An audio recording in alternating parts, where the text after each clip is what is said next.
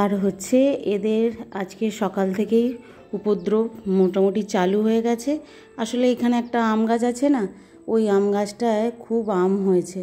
এই যে আরম্ভ হলো দৌড়ঝাঁপ করা, সেই যতক্ষণ না আম গাছের সমস্ত আম শেষ হবে ততক্ষণ এদের যাওয়া আসা চলবে। কোনো দিন সারাদিন থাকবে, আবার কোনো দিন একদিন দুদিন ছাড়াই আসবে। আর এরকম আমও খাবে আর আমাদের মতো লোককেও জ্বালাতন করবে, জানো।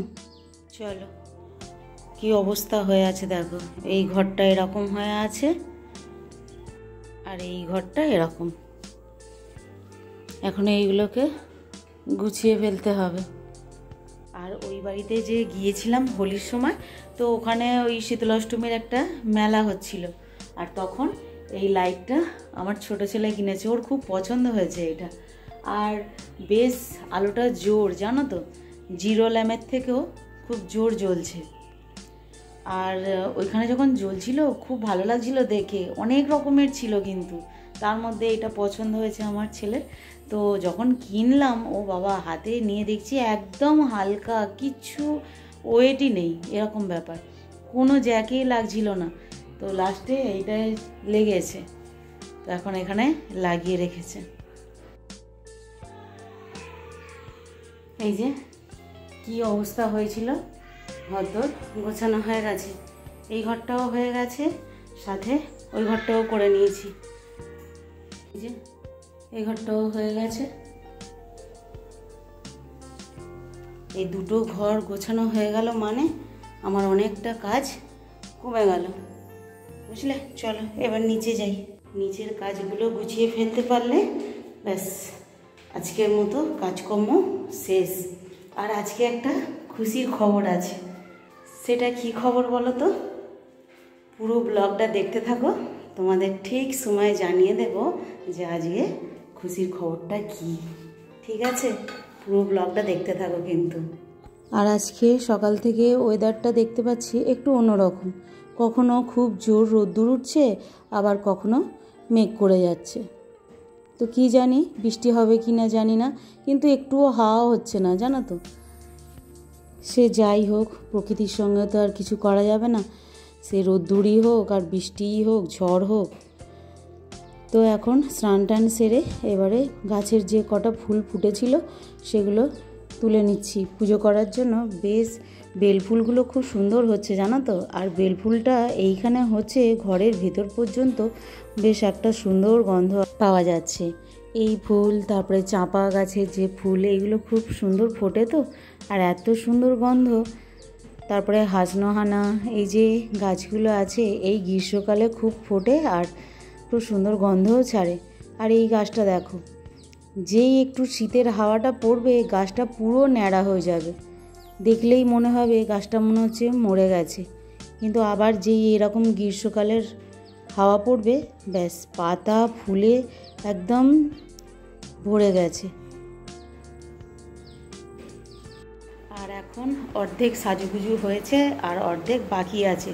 ছেলেদেরও এখনও হয়নি কিছু, আর আমার বরেরও হয়নি, ওদেরও রেডি হতে একটু টাইম লাগবে। সব যে যা স্নানে ঢুকেছে।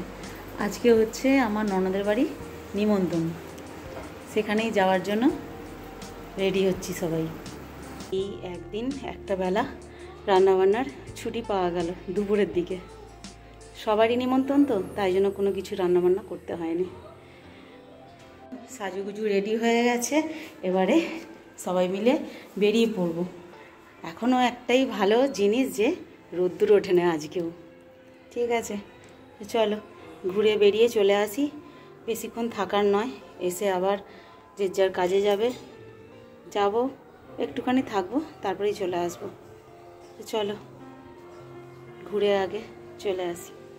আর এই যে এই হচ্ছে ননদের বাড়ি, যেটুকু যা করবার সমস্ত কিছু কাজ মিটে গেছে, এবার চললাম বাড়ির পথে।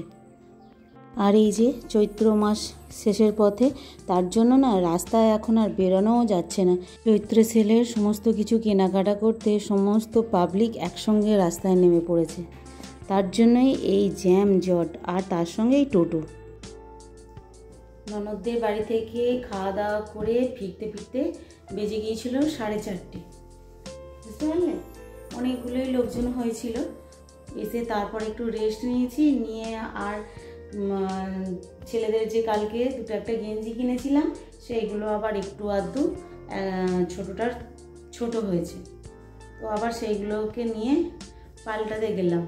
আর তোমাদেরকে যে বলছিলাম আজকে একটা খুশির খবর আছে, সেইটা হলো আজকে যখন আমি সকালে কাজগুলো সারছিলাম তখন মা আমাকে ফোন করে বলল যে তোরা তো আজকে নিমন্ত্রণ বাড়ি যাবি তোর ননদের বাড়ি, তো বিকালে এসে আর কিছু রান্না করতে হবে না, ছেলেটাকে পাঠিয়ে দিবি, আমি একটু রান্না করে রাখবো, পাঠিয়ে দেবো। ব্যাস, সেটা তো একদম শুনে আমি একদম খুব খুশি হয়ে গেছি জানো তো। থেকে দুবেলাই রান্না করতে হলো না, শুধু সকালে একবার চা বানিয়েছি আর বিকালে একবার চা বানিয়েছি, বুঝতে পারছো? তাহলে এইটা তো একটা খুশিরই খবর, তাই না বলো? তো যাই হোক, তারপর ওখান থেকে খাওয়া দাওয়া করে বড় ছেলে চলে গেল মায়ের কাছে। তারপর ওখান থেকে খাবার দাবার নিয়ে আস্তে আস্তে বেশ সন্ধে হয়ে গেছে, আর আমার উপরে চোটপাট করছে। ওই লেট করে এসেছে, আবার আমার উপর চোটপাট করছে কেন না, ওর ইম্পর্টেন্ট খেলাগুলো হয়ে যাচ্ছে। এই কদিন ধরে যে খেলা স্টার্ট হয়েছে, আর সেই তখন থেকে খেলা দেখেই যাচ্ছে, ঘুম নেই খাওয়া নেই, এরকম একটা ব্যাপার জানো। এই এখন কত রাত্রি পর্যন্ত বসে থাকবে, আর আমি তো টিভি দেখতেই পাবো না, টিভির কাছে যাওয়াই যাবে না, এরকম ব্যাপার স্যাপার চলছে, এত খেলা ইম্পর্টেন্ট হচ্ছে আর কি, বুঝতে পারলে? এই হচ্ছে ব্যাপার। তো যাই হোক, তার জন্য আর রান্নাবান্না করার কোনো প্লেসই নেই, রান্না করতে হবে না, আবার কালকে থেকে হুড়ুম ধুরুম চালু হয়ে যাবে। তো চলো বন্ধুরা, ওদের খেলা দেখার জন্য আমি ওপরে চলে এলাম, ভালো লাগছে না একদম খেলা দেখতে, একটুও সরাতেও দিচ্ছে না, বুঝতে পারছো? এরকম ব্যাপার। তো চলো বন্ধুরা, আজকের ব্লগটা এখানেই শেষ করছি, পরের দিন আবার দেখা হবে, ততক্ষণ টাটা। আর খুব গরমও হচ্ছে, আকাশের ওয়েদারটা খুব ভালো, রোদ্দুর উঠছে না কিন্তু গরমও হচ্ছে, দুদিন বেশ ঠান্ডা ঠান্ডা কাটলো, আজকে মেঘ থাকলেও এবেলাটা একটু গরম হচ্ছে। তো চলো টাটা।